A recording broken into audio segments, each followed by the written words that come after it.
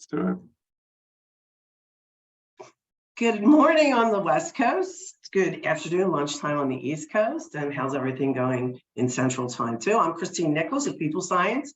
We're happy that you're here today to talk about talent acquisition technologies going into 2023, what's happening, what's going on. And I think that the panel that we have here today is really going to help you with that. Matt Charney, Matt, you want to raise your hands? Everybody knows Matt. If you don't know Matt, you should know Matt. This is like our third webinar in the last couple of months together because he's that good. Matt's now with HR.com, but brilliant guy, head of the TA pack for many years, love our conversations. And if you're an audience member and you're looking for information and you've got questions, we're gonna, Jess will talk to you about that in a second, but you're welcome to put those in the chat or in the Q&A and we'll be responding to those. Jon Meyorwitz, Jon of UP.Labs. Jon is one of the smartest people I know in TA. When I met him a year and a half ago now, isn't it a year and a half ago? Somewhere around there, maybe 2 years now, yeah. And I know a lot of our followers and the people on the webinar, we get it, right? So we get the importance of TA and really propping up our own profession and putting good intelligence there. So every time I meet somebody like Jon, I'm like, yeah, another winner for us. So here's Jon. Lindsey Roundtree, if you don't know, Lindsey's been a while since you did a webinar with us, right? Yeah, probably I think during the pandemic was the last one I participated in. Yeah. So, and Lindsey, we've been that busy at People Science. Lindsey is director of all recruitment for People Science, and she also has a lot to do with our new technology, HireGate. So she's spent the last 6 months nose deep in HR tech for TA. So she's got a lot to say, right, Lynn? Mm-hmm. And then, as always, Jess, my partner in crime. Jess, anything to say to the group as far as keeping us together and understanding what's, Jess is People Science Director of Process Engineering too. Jess. Thanks, Christine. Sure, if anyone has any questions throughout the entire webinar, go ahead and put them in the Q&A chat. I'll keep track of those and we'll answer them as we go along. Awesome. Okay, great. So I know that there's a lot of different tech webinars going on now talking about different technologies that are out there. The intention of this program is to talk about what we're seeing, what we're hearing, the points that we've put together to kind of get feedback from the observers, from the people on the webinar, and to keep this conversational because we find that more answers come to questions easier when we keep it conversational. So with that, I'm going to get it started. So I'm going to put this out to the whole panel, Lindsey, Jon, and Matt. Like, if you had to say this is the #1 hottest issue, I'm not even going to say issue. Like, what's the hottest part of technology do you think going into 2023? We're going to say, yeah, this is the tech side for TA for 2023. Who wants to go first? I'll defer to Jonathan.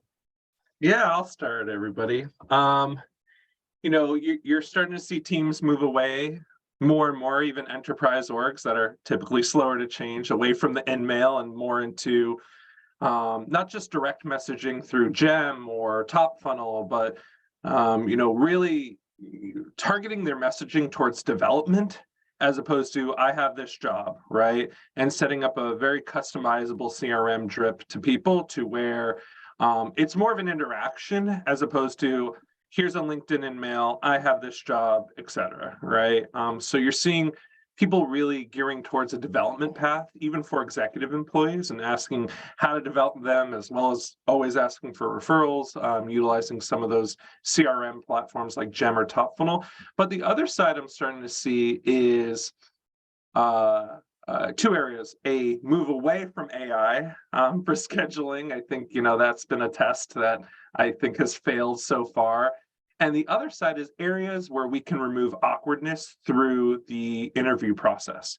I'm seeing some tools pop up from a compensation negotiation piece, where a tool can negotiate compensation between the employee and the employer, very early stage in the process, which is, I think, even doing this now for 11 years, it's still awkward, right? It's still, you know, trying to deal with compliance and how to answer it correctly, and especially with all the new compliances from state to state on salary range transparency. I think these are tools that are going to be very prevalent as we continue to grow the technology in the TA function. And you know what we can do? We can also we're going to try to remain agnostic, right? But when we distribute the copy of the webinar to everybody, we'll list out the different technologies that we're thinking of. How's that? And we'll categorize them for you. So just, keep that in mind, John, that we come back to you, give us the name of that one. And I know you mentioned some others. Cool. So compensation through AI negotiation. That's interesting. I would say more machine learning, right? Taking in information from clients, from salary.com, from PayScale, and being able to set a negotiation path through that machine learning between the client and the candidate. But we'll see how it actually works in practice. Interesting. What you got, Matt? Yeah, so I think that there's the market buzz, right? And so if you were to just look at it externally, Jonathan said it's on the decline, and that might be true, but if you just were to look at what people are talking about, what's top of mind, it is AI, although we use that interchangeably with machine learning and recruitment process automation. So that's kind of where the buzz is. But what's really kind of interesting to me is this has been borne out in a lot of polls. One we just ran at HR.com, and I saw this reflected on a survey that we just did with Employ, which is JobSite's parent organization. This is incredibly surprising, but the number one area where not only are companies and TA leaders satisfied with their technology, but actually have an intent on increasing spend is applicant tracking systems. So why that is, I don't know. It's incredibly unsexy. It's not forward looking, but that if we look at intent data and customer satisfaction data is actually continues to lead the way among categories. So that's what the numbers say. Well, we have a saying in People Science about that. First off, pretty much everybody we know tells us how much they hate their ATS, right? So in case you don't know, we do talent acquisition. Everything we do is talent acquisition. We do consulting, and we're an RPO. So as an RPO, we're plugged into a lot of different ATSs. I guess at last count, we've augmented 38 different applicant tracking systems. And the number one issue that I can say about that is that everybody expects it to do more than an ATS. It's an applicant tracking system. Now, there's all this stuff that goes on in recruiting, right? And everybody's like, I need my ATS to do this. It was written as an applicant tracking system. So I think that obviously, like to your point, everybody sees the value and how much they need it, but we hear a lot about the frustration of what they can't get. And I think it's the same challenge that you see even with infrasystems. If you look at an SAP or Oracle outside of the HR side, if you look at it as a full-on operating system, right? What you see is it can't do everything. And I think that's where the ATS gets a bad rap. Yeah, so speaking of ATS, someone just popped in a question. Which ATS do you consider the best one to use today? Wow, I'm going to get in trouble with my fine patrons answering that question. So that is a variable question. It depends on what market you're recruiting on, what size your business are.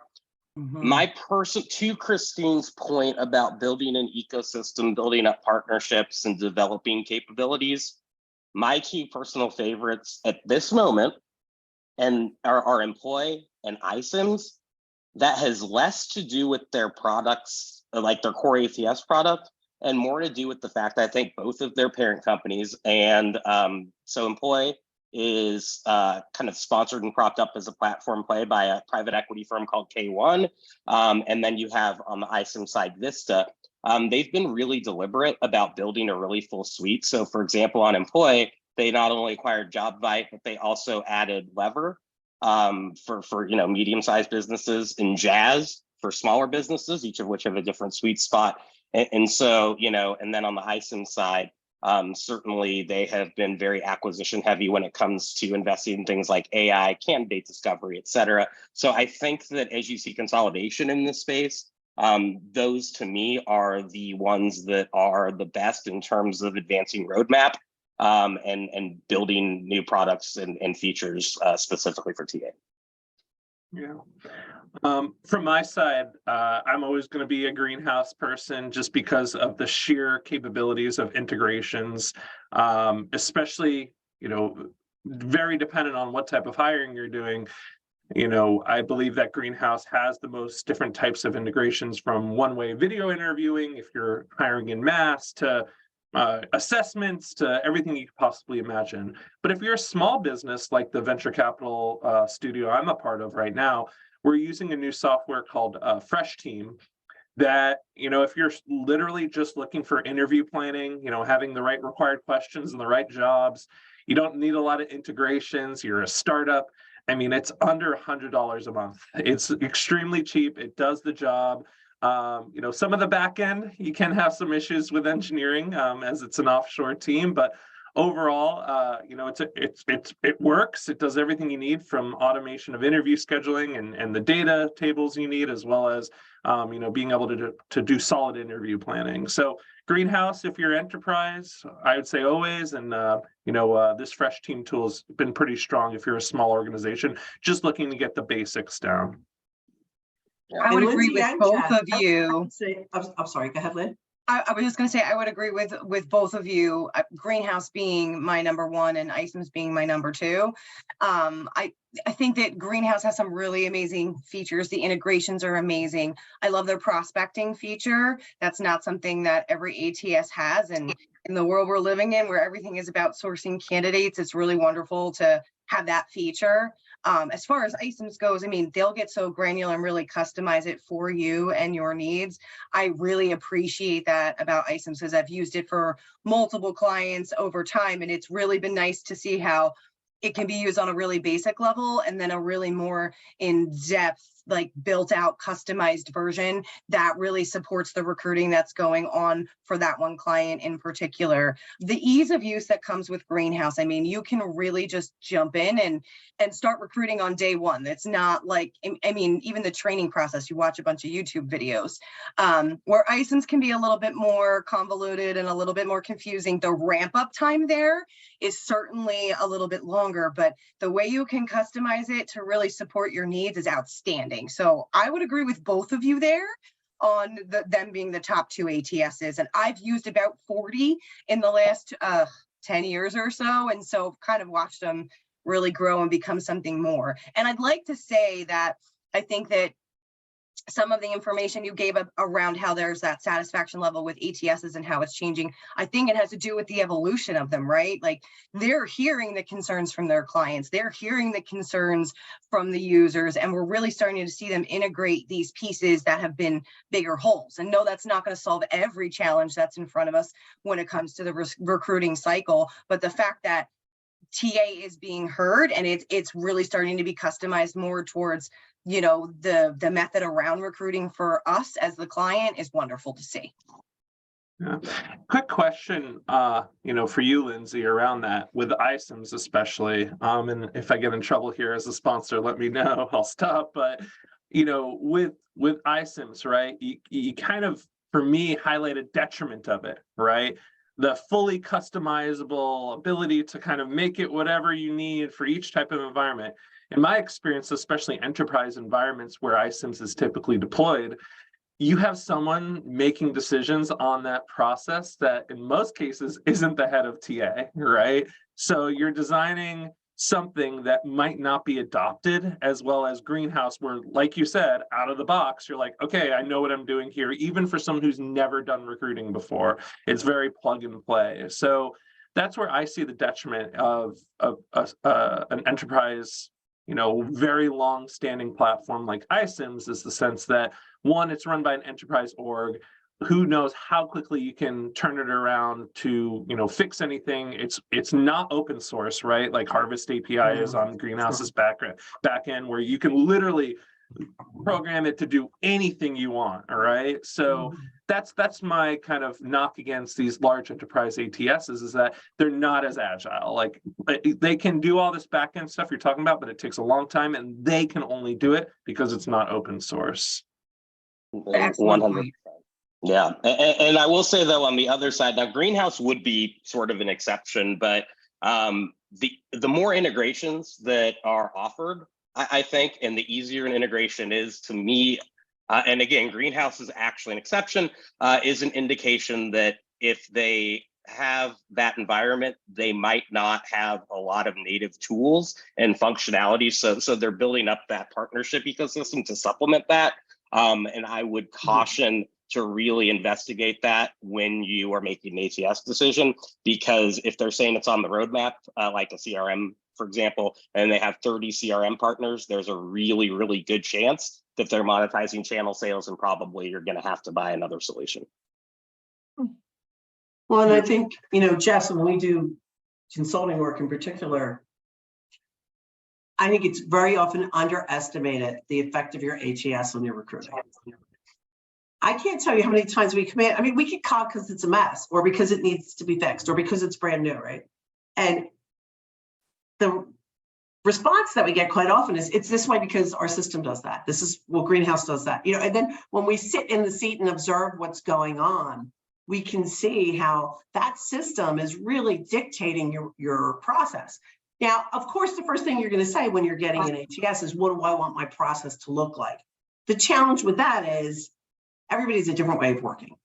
And, John's talking about, he does a lot of tech recruiting, right? And he's in a startup, which is very, very different than where I've seen ISIMs apply, right? So it really depends on the kind of recruiting that you're going to do. And then especially in enterprise, so with very large organizations, like, 40,000 and up employees, especially 200,000, you'll see that the ATS that works really well for this type of sector doesn't work so well for this one. So you really need to understand what your internal goals and your internal needs are and make your decision that way. And here's a number that's going to freak everybody out, because it freaked me out. But at last count, and this was 2019, there were 638 applicant tracking systems. 638. We've thrown around 4 names. So, and I can say it is a marked difference in the last 4 years from the historic, ATS to the modern day quick down and dirty. Ooh, my watch is talking, sorry. The quick down and dirty, like the one that John's using, and even for us, I mean, we have our own technology that augments our customers' applicant tracking systems that we're taking to market.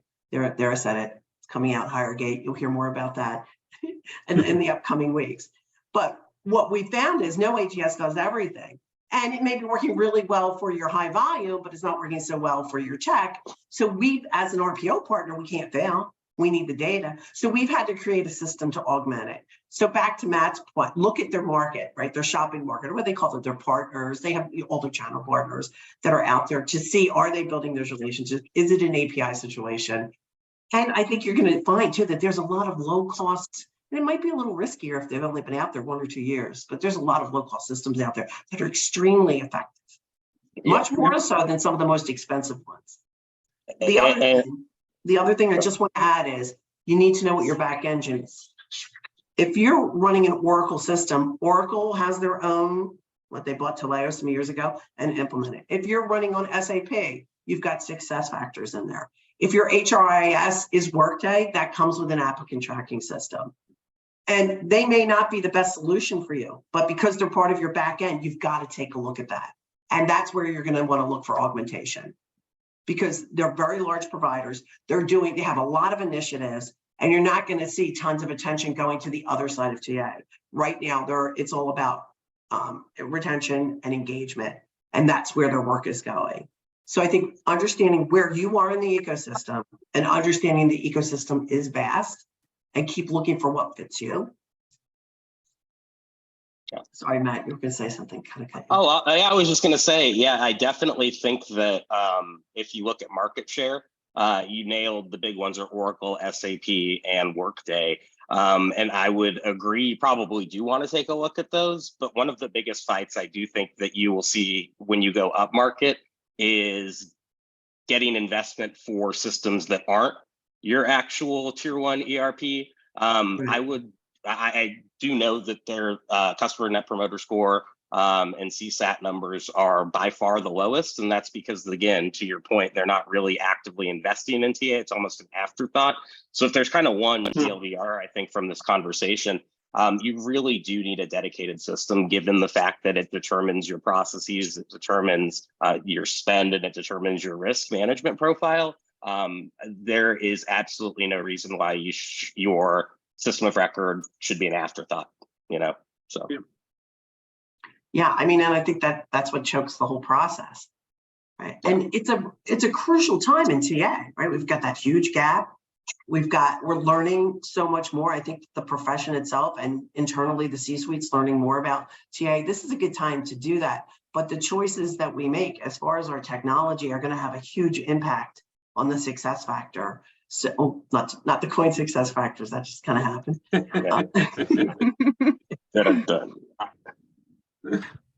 Cool. So what's next? Any other questions at this point, Jess? Yeah, I do have another one if you all would like to tackle it. Says, Yeah, with sure. the job market changing, many organizations are being asked to do more with less.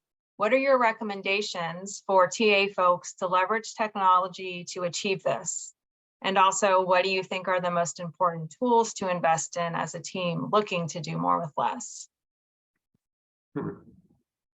That's a tough one. I think you have to understand at first where the holes are, what is the most time-consuming piece of the process. And then you have to seek technologies that are going to help fill those holes, right? So if you're in a high volume situation and you're spending, countless hours, phone screening, there are a lot of great products out there that you can utilize to help, speed up that process. So your recruiter's time is spent somewhere else. And so really taking a deep dive at what that recruiting process looks like currently, what are your most time consuming pieces, and then really going out and saying, what are the technologies that fill in those holes to give those precious hours back to the team that I have? And not every tool has to be expensive. You don't have to pick the most expensive tool. There are a lot of new tools that hit the market all the time that you can grab at a low price because they are so new. So really starting at the top and understanding what's time consuming and then putting pieces in place to have your recruiters reclaim that time will help provide balance. I can't echo that more, right? I just ran the same exact exercise internally here of what are the 3 buckets that are taking up my recruitment team's time here at UP.Labs, and how can we supplement that with technology or just literal headcount, whether it's offshore headcount, nearshore headcount, how can we augment that? So I think you have to look at it from a couple different ways. Is there a technology out there that can supplement what we're looking for as one of our biggest time allocations? Typically, it's recruiting interviews, right? And can we set up a one-way interviewing tool where I've seen tools out there for, $50 a month, right? That can set up a one-way interviewing platform and really cut out some of that initial back and forth, which, as we all know, takes up a lot of our recruiting team's time. So, it's stuff like that, but it's also making sure that, for so long, enterprise LinkedIn subscriptions were something every recruiting team needed, right? And as we all know, that's $10,000 a year. So if we can cut out that, for one seat, right? And 25 individuals a month, right? So if we can cut that out, right, we're knocking down a humongous cost where a recruiter light seat with access to a pretty similar network is $100 a month, right? $150 a month. Yeah. And I think I'll add to that, like LinkedIn's tried for about 5 years to roll out an applicant tracking system. And they're still a huge, if they're like Smart Recruiter's customer, which says to me, this is not a great area of investment because, so for me, there has been an overinvestment in sourcing. And if I look at what the breakdown within talent acquisition spend on technology is, a huge amount of that is actually dedicated to both sourcing tools and also job advertising. I think job advertising actually tends to be the biggest area of waste, particularly if you're relying on a third-party agency or programmatic, as we'll call it, because you're relying on a third party to make that spend. They're getting margins on every single thing that's placed, generally regardless of performance. And so because it's our reflection to, once we post a job on our ATS, to click the box to stick it out, obviously there's a small cost associated with it. But like LinkedIn, it really adds up. And like LinkedIn, you're not going to get great placement unless you're paying money for it. So I think being much more deliberate and then bringing that media buying in-house and monitoring it rather than relying on a third party is a huge area of opportunity to do more with less, because oftentimes, again, to the point of doing an audit, you're actually going to see that you don't need more external sources. You're just not tapping the ones you have. So to that end, and this has always been the case, but I think now more so than before, is your first thing you should do when you open a rec is not to go look at LinkedIn or Indeed's resume database, whatever it might be, but to look in your own ATS. I can't tell you what a small fraction of recruiters do that, but I think because of the overemphasis on sourcing, it's very likely you can build a slate from candidates you already have. You might have to update their records and, do some dynamic profiling, which is actually, there's a bunch of inexpensive tools to do that. But you probably already have your next hire in your database, and you're just spending to get a more updated profile when there's a lot of technology and solutions that can do that at low or no cost. I think that's a really excellent point, Matt. I think that's, that's why we're seeing a rise in a lot of different products like HireGate and Gem, where they're kind of keeping those talent pools there for you so you can always tap into them and go back to them. And it's a great, why not start with what you have? Well, and I think, yeah, absolutely. And I've seen win after win on for our team because we do that, right? Mhm. And understanding we're under constant pressure. I mean, recruiters are always under pressure, but we're an RPL on top of it, right? So if we don't perform, no margin, no mission, no job, no company, right? So one of the things I think I would advise is make sure that you understand what your internal team's strengths are and what they're really doing. And I'm glad John just was able to jump back on, because there's a lot of assumptions that go on. And I think the question that I hear a lot of, is it me as the leader? Is it the market that the candidates aren't there? Or is it in fact the recruiter that's not performing? When you can answer those questions, and there's technology that'll allow you to do that. When you can answer those questions, and even the recruiter can answer the question themselves, and they can see what their own activity is proving to manifest, right? And they can see where their strengths and their weaknesses are. Now you've got a fully operational, highly effective machine. We don't have that in TA. What we have is go find me people.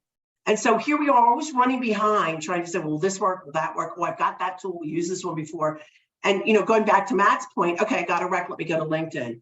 Instead of taking that pause back and saying, okay, what are the strengths on the team? What kind of strengths do I need on this? What are the tools that we used before? Who do we have in the base?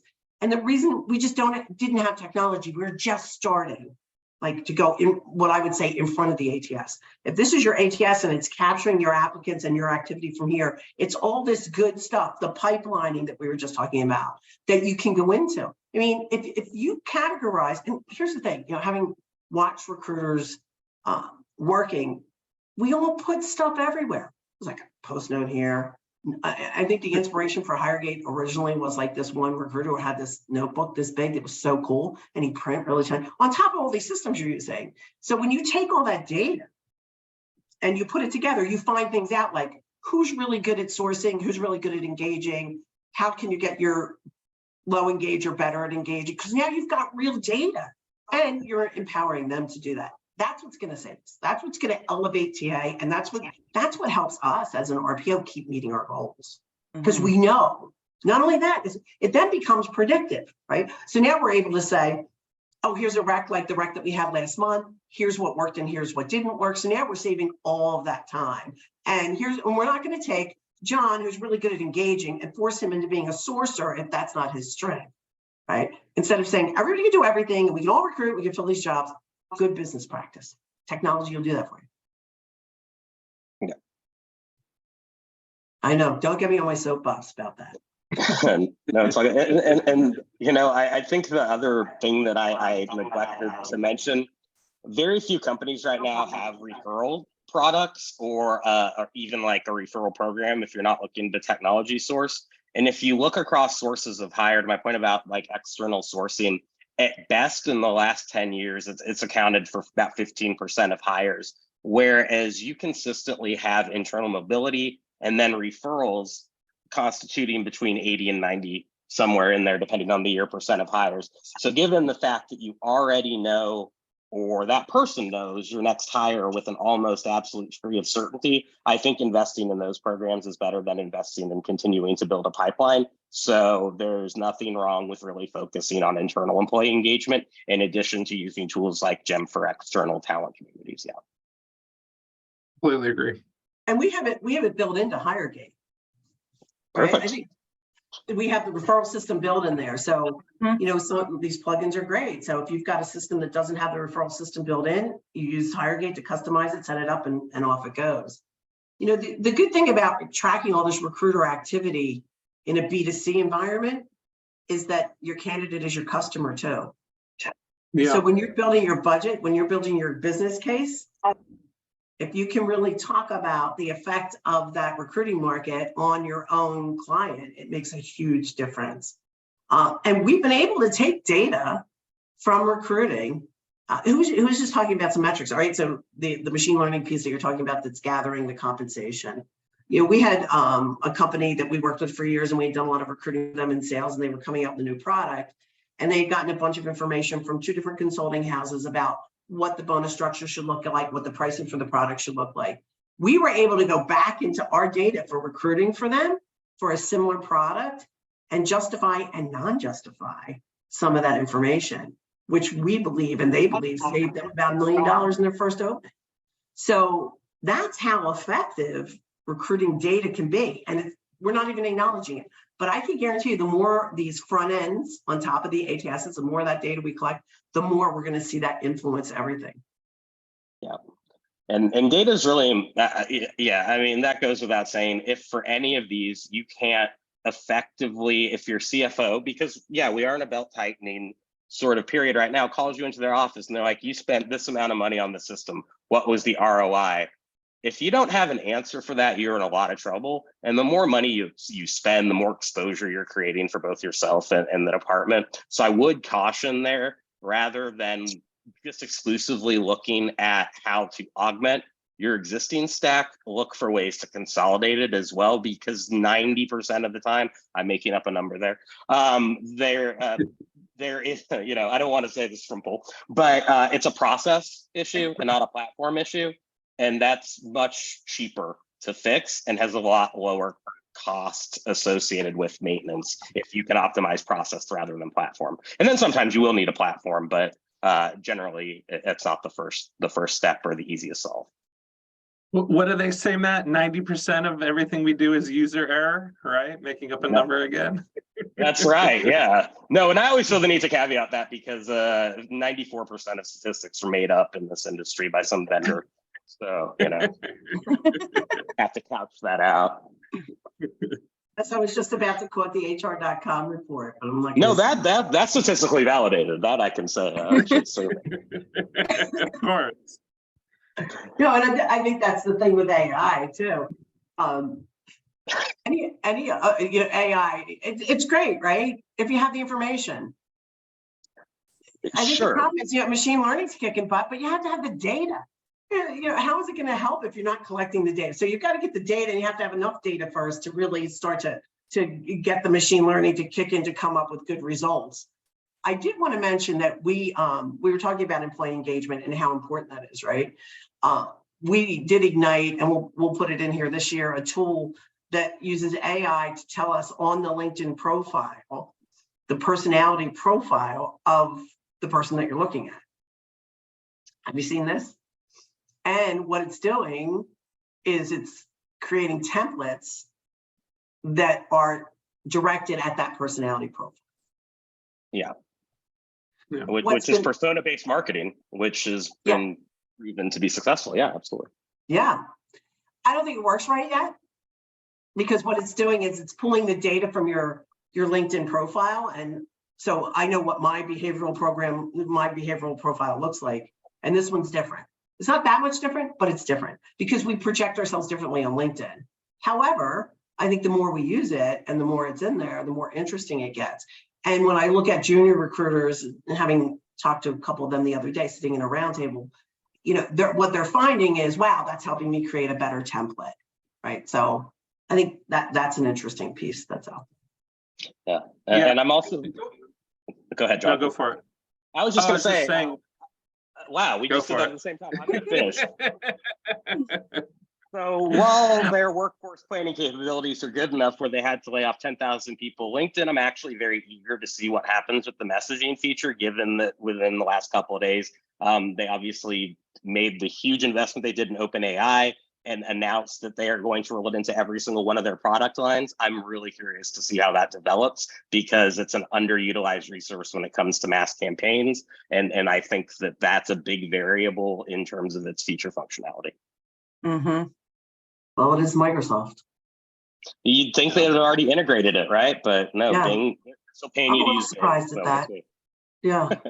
I still think they're walking around going, what did we do? Like, what are we doing with it? I still think they either try a play here and a play there. It's interesting. I saw a number on, they were breaking out recruiting technology, and I think it was like 45% of the technology spend is going to Microsoft, and it said Microsoft. I'm like, oh, you mean LinkedIn? Because that's all they've got, right? So that was pretty Yes. surprising to me. But it's true, you're really not going to be a recruiter without LinkedIn for almost all positions these days. Yeah. But going back to what oh, sorry, go for it. No, go ahead. I'm done. What I was going back to is you're right, unless they slowly change the way their platform interacts with their client base, which their client base being the job seeking public and networking public and white collar business, they're going to have to change that interaction or social media, whether it's how we interact on Facebook to how we now interact on TikTok. You're going to have to change those interaction points, and LinkedIn is getting to a point, if not already, where it's obsolete, right? From a connection standpoint, right? It's the same thing they've been doing now for 12 years. They have not made innovation of what that contact point is since they acquired it, if we're being realistic. So it'll be interesting to see how they continue to progress the product, and hopefully they invest into it. Otherwise, you might see somebody else finally dethrone them as that, business social marketing platform, social media platform. For the Nothing investment lasts that forever. we make in LinkedIn from a TA standpoint, I would like to see them start to make some investment on their end too, to improve. Yeah, agreed. That's true. Prices keep going up. Well, they're a little bit different. For but every still. source tool out there, if you're using a source tool and the price hasn't doubled in the last year, then you may not be using the right tool, because I feel like every tool skyrocketed. Or you're using the wrong one. Or I'm using, yeah, that's true. That's very true. Yeah, and I'd like to hear too what you guys think the biggest roadblocks and challenges are coming from. Like, if you said, I wish that TA technology would do a better job at this, what do you think that is? For me, it's active application funnel management, right? Like, we as a team need to be more in tune with how we're driving employer branding, which then in turn drives active applicants, right? So I feel like we're going to get into a world where we truly depend on our active application pool, as those are people who are actively looking for positions as opposed to wasting our time sourcing. We're going to get to a point where, especially in this economy that we're entering, where the top talent is going to be much more passive because they have a position that has saved them through a tumultuous time, where if you're going to get them, if you're going to maximize time within your recruiting team, you need to be more attentive towards your active applicants and not waste your time sourcing so much. So I think you're going to see teams really depend on tools that drive actual applicants who are actually looking for a new role, as opposed to wasting your time sourcing, because your return on investment is going to continue to dwindle in that funnel. Yeah, 100%. And the other thing I want to just piggyback on that point is I'm seeing a shift in what an active applicant looks like. And if you look at talent marketplaces, so an Upwork, for example, they are moving more into enterprise. You're getting into highly specialized positions that you used to have to go to a BPO for. And so I think that those platforms will continue to gain market share when it comes to actually qualified professional level applicants who are using those to match with employers rather than applying traditionally. And so that's also an overlooked but necessary component I think, of a total hiring picture that's going to continue, if you just watch the flow of money, to become more relevant as they go up market. That's an interesting thought. Yeah, and I can see that happening. You know, and there was a lot of plays in that space, right? A few years ago, like how do I, create it from a candidate perspective? And I think those platforms like Upwork are doing that, right? Maybe that wasn't their intention. It's really more. I always think of Upwork more as a contracting place, but you're right. They're Upwork. I guess lack of better term, better qualifying a candidate in a platform situation. Is that what you mean? Well, yeah, and essentially, when you look at new talent marketplace, Upwork has certainly a lead, but there are dozens of specialized ones as well as some bigger ones. Toptal is an example that do full-time, do have an enterprise offering. And what's I think really interesting about those products is rather than do skills validation or reference checking or some of those, they'll actually be able to provide the rankings for people who have worked with them before, right? And so you get a proof of hiring manager and company concept that you couldn't really in the past. So Right. I like that. And then I also like the fact that it's very clean and it's very anonymized. So you put the money in escrow. If the person gets hired to do the job and does it, it goes out. If not, then you're not wasting money and spinning the wheels on an external source that's not going to produce. Yeah. And we have a tool that we use across the board that does a reference check, an automated reference check that provides us with leads too. So, you're handed the reference, it's all confidential. You're getting the profile and the things that the manager thinks the person could improve on. And the recruiting team here, right, Lindsey, they use it as a good referral tool too. Yeah, because the actual people who complete the reference then have the ability to divulge their information to us and their current title, so we can determine whether or not that's somebody we want to tap back into for other open roles. So it's an organic source of referral through a reference check process, which is really great. Yep. Nice. I would say this is where you see BPO coming in or AI possibly coming in the sense like, I'm a very small firm and we're getting over 100 applications a week for some of our roles. And there's great talent in there, but it's still, a small pool of talent that's great from that, 100 applications a week.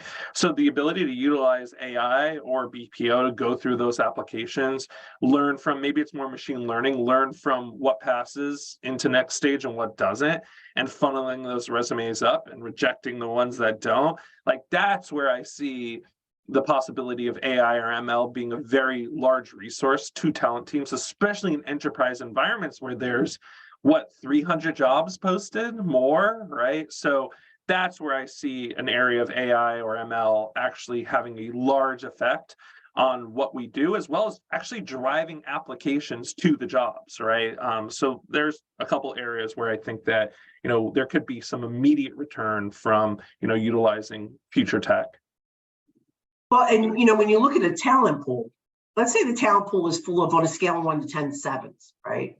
So now 6s and 5s, they look pretty good, right? But if you're looking at a talent pool that is like including 8s and 9s, all of a sudden the same 6 and 7 doesn't look so good anymore. So I think as one of the things that HR.com, their first finding, we were just talking about this before you guys got on, the first finding I saw in that report was about, was it 26%? Only 26% of companies polled were happy with the quality of the candidates that they hired last year, between 80 and 100%. So did I get that right? Did I explain that the right way, Matt? Yeah, you did. And again, I've seen this echoed in similar reports. I think that's going to start being a huge area of focus is candidate quality. It's going to happen at the expense of speed. Right now, how do we define quality? Quality of hire is still a completely subjective metric, but I do think that we're going to really, to Jonathan's point, the more that we learn about who's passing through, more importantly, who's sticking around, because to me, quality of hire is determined by internal mobility rather than immediate impact on an organization, right? So how flexible and agile are they to take on different roles and move around within an organization.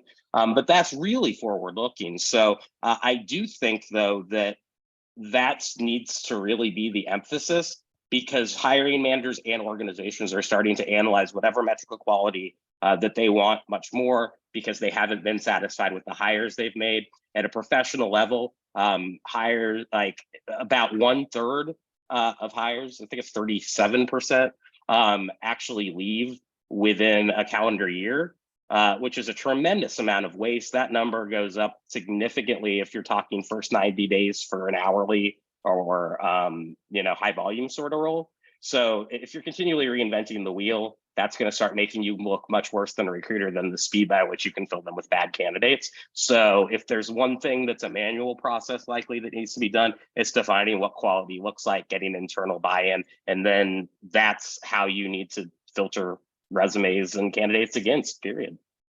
And I Matt, tell you, we struggle with that when we present to companies, because we measure our performance in the long run based on the production of the hires. And we go in and do a full-on presentation, no one cares. Well, can you just fill a job? And Christine, like, you literally took the words out of my mouth, in the sense that everyone's focused on the two aspects of talent, always, right? Did you fill my job in the timeline expectation? Did you give me enough talent to make the decision, right? They don't look holistically at the whole picture of, did we set up the right interview planning and ask the right questions so that we fill the role with the right with the right skill set? We're not going to have attrition, that this person will be developed and engaged in this role. Like, I will tell you, I work with a team here where interview planning is paramount to everything we do here, since we only make about 2 full-time hires a month.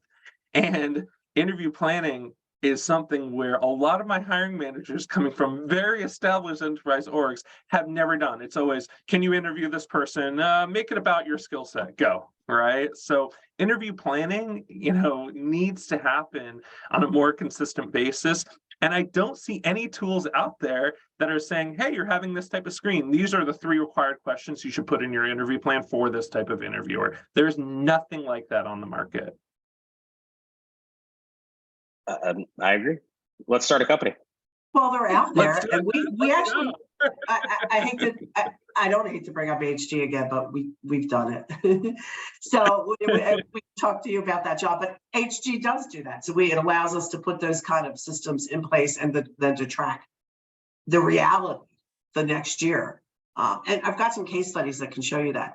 I think our bigger challenge, and certainly not with the people in this audience, the point I think I was trying to make is that the hiring manager at the time, or the business, doesn't care. They think that it's just going to work out. And, we're coming into this, it really is a new world of work. I know that sounds like an old saying because it was big this time last year, but truth out, we know what the hell's going on. I mean, we've got people that were making $12 an hour that are now making $20 an hour working at fast food places. And we don't understand why the service isn't where we want it to be.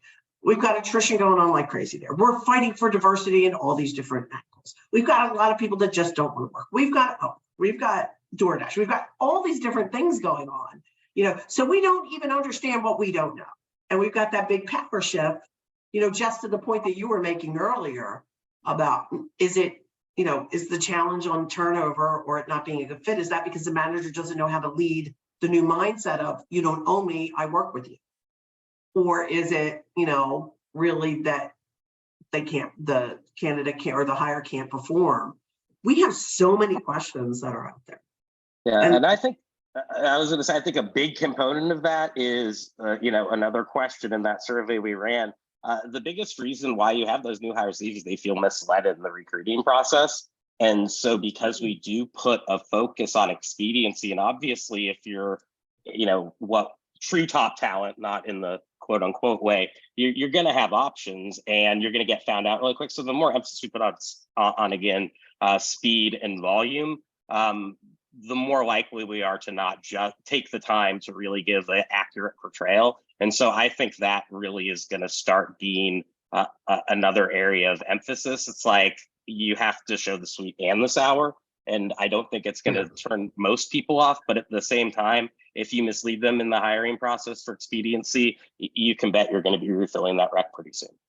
Mhm. Yeah, talent, right? It's the game of, politely saying to your hiring team, remember when I told you about that thing 6 months ago?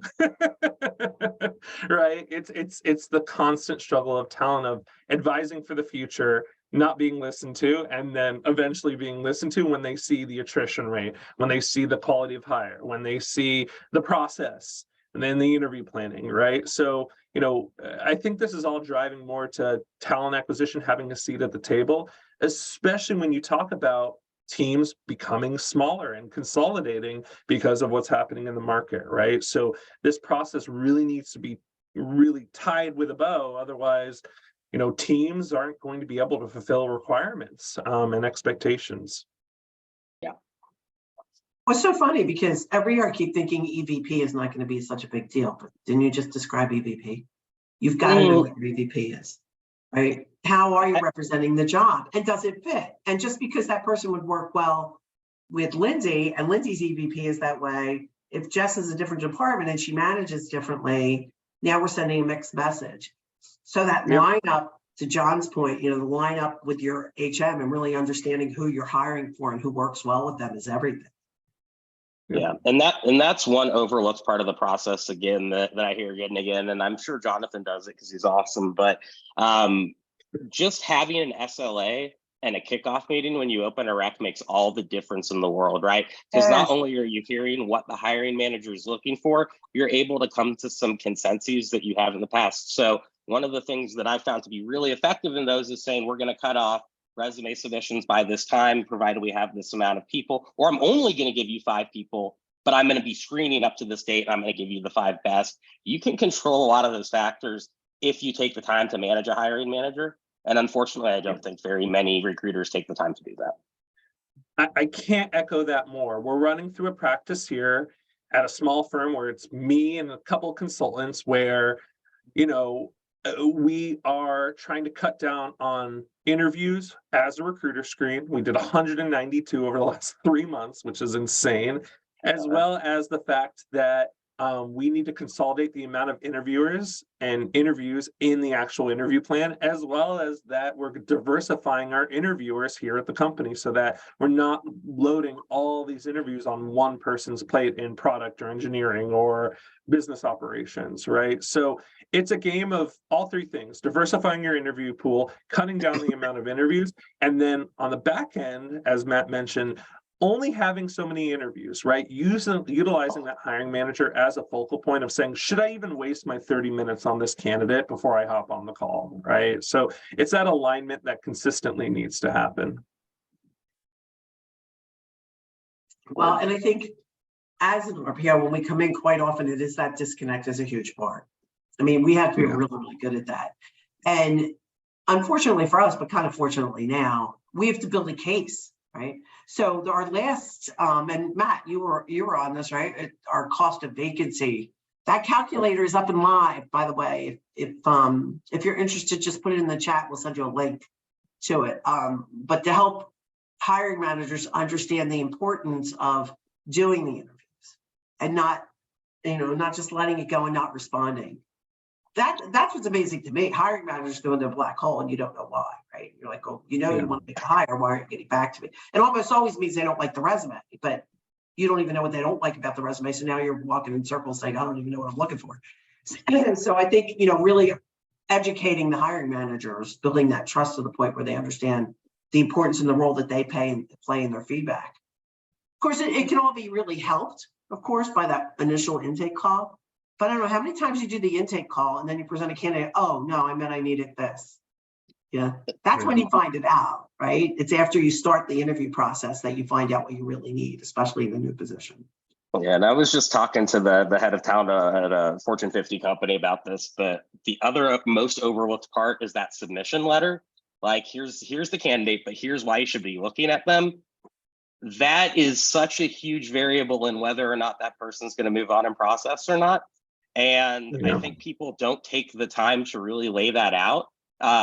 We don't read cover letters, but hiring managers do read those. And the one thing that I have found to be astounding is if you can find commonalities between them, whether that be former employers, alumni bases, like they both live in the same city, and reload and emphasize those commonalities again in a way that's still DEI friendly. That's going to move the needle more than any technology or training period.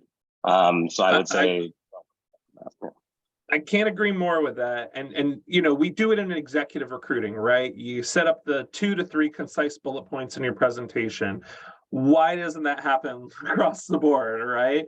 Now, are we going to make a presentation for every single senior manager role? No, right? But there are things that we can take away from that process that we've seen while working with a executive retained search firm, where we can institute that throughout our process. There's another side of it too, right?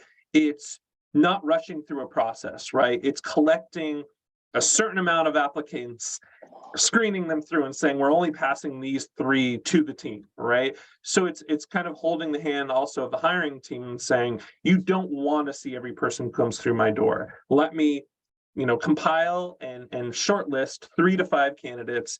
These are the people your team should be interviewing. And I get it. So many teams want to be a part of the whole process. They want to see the volume. They want to see, for some reason, to make sure you're actually doing the work you say you're doing, which that trust needs to, you know, needs to continue to build within talent and the rest of the corporate function, right? But in general, right? Trust me that I'm doing the work to make sure you're going to be shortlisted, the best 3 candidates I meet out of a pool of the top 80 that I sourced, right? So I think that communication needs to happen, that trust needs to be built, and hiring teams need to see less candidates at the end of the day to create an expedited process. I'm going to write a blog on help me to help you to help me to help you. But, and trust me. Yeah, well, help me. Yeah, and I think the one thing we forget, and this sounds so stupid and fundamental, there's one recruiting metric that holds true, like across the board. For every single requisition, exactly 1 candidate gets hired. Now, obviously, you have some variables with interns and things like that. So the idea of getting people engaged with the brand, bringing them through the process, like to Jonathan's point, less is always more, particularly as you get up an org chart. But there's no sense in developing candidates who aren't going to have a chance, because ultimately just make the damn hire, and there may be recs you can go 1 for 1 on that if it's the right person, the right profile, right? So. No, I'm lucky to be in an environment where we've gone through an executive recruiting process, and now there's the trust bill, and you know, we have a candidate that, you know, a couple candidates we expedite through the process because we know the work is being done on the front end through, you know, top of funnel. So I'm with you. It's that trust built with your teams of, we're going to expedite this candidate because we know what's happening on the front end. We're only going to be okay looking at the top 3 candidates because we know what's happening on the front end. So it's that consistent level of trust that needs to be built, especially in startup environments where you're working with and building a new team. And you know, the resounding theme from Lindsey, Matt, and Jon is this confidence. You have confidence in the work you're doing. You have confidence in your ability to counsel your HM, confidence in the fact that you're going to fill the job the right way. And that translates. And I think data and technology can help us get there.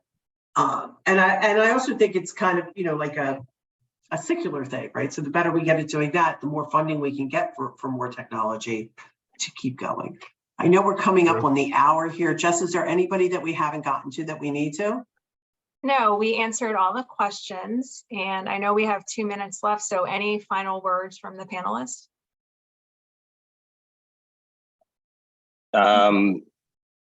Yeah, so for me, just to the point, the biggest the biggest application of technology you can use is to give you the intelligence in order to serve the business. So make sure that you are able to not only, again, build that trust, but have empirical evidence to prove that you're on the right track and you're adding value to your clients. Yeah. My side, know your environment, right? You know, I've been in large enterprise environments where I led talent at CAA and Forever 21, where, you know, the last 5 years I've been in A1, well-funded, top of, built-in list startups, right? And each and every environment and the tools I use are completely different from the environment to the next. Yes, there are certain things I take from each process, and I'm always in a mode of learning from every single environment I've been in. But at the end of the day, every single tool I've used in every environment has been used differently dependent on the environment. So know your environment, know your hiring managers, know how data sensitive or data allergic they are, and augment your process for that environment. Otherwise, you will not be working well in that environment for the foreseeable future. So, to be more concise, know your environment, utilize the tools the right way for that specific environment. Well played. Liz? For me, it really is, don't get discouraged. If you find a technology that you feel like is going to solve a hole and your budget gets shut down, or you just, it's not, your company is not considering new technologies at the time, don't give up. There are other solutions out there, more affordable solutions, new technologies hit the market every day. You will find the right one to help fill in the holes that you have.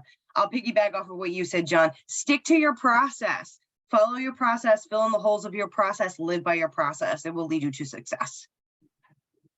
And I'm going to take the opposing viewpoint in this respect. There's never been a better time to be in TA. Yeah, it's never been more exciting. It hasn't. Seriously, has it? I mean, I think we're going to see become more and more empowered because the gap's not getting better and this stuff has to be fixed. Somebody's going to fix this or our entire GDP is going to drop, right? I don't know if you've seen some of the things that are out there. We cannot continuing without the right talent. And we've got some real crises going on. We've got to fix this stuff. And I believe the only way we're going to do it is to reimagine it. What worked last year, what worked last month, doesn't matter. We're in a new world of technology. We're in a new world of TA. We need to come out of the box and reimagine and get really smart and really creative at what we do. Jess, what do you got? Anything? I think it's just really looking at the process, like Lindsey said, but also looking at your team, focusing on what are their skills, what are their strengths, and really getting a good audit of that before moving on to another HR technology. So look at the team first and then technology. Ooh, something that I wanted to add about team. We have had people apply that we want to hire that we're ready to put on assignment that have turned positions down because of the ATS. Oh, yes.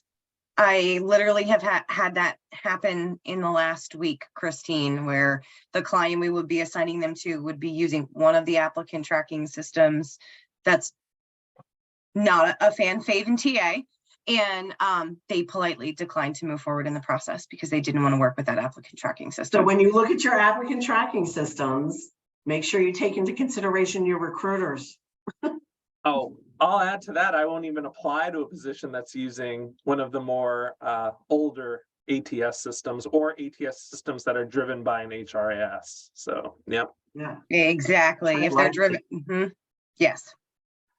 Great. So we're out of time. We're going to end on that note. Thank you so much for attending, you guys. John, I love you being here. We're going to have to do this again. Matt, I'm sure I'll see you soon. Shout out to HR.com. There's a tech conference going on March. What? March. I should know off the top of my head. I believe it's the 7th and 8th. 7th and 8th. I'm going to be there. We think John's going to be there. It's in Oakland. It's a good time to go to Cali. So it is. Shout out for HR.com. You can always get us through this email if you need us and any questions, and we'll be sending up a follow soon. Thank you guys. Have a great day. Bye, everyone. Bye, everybody.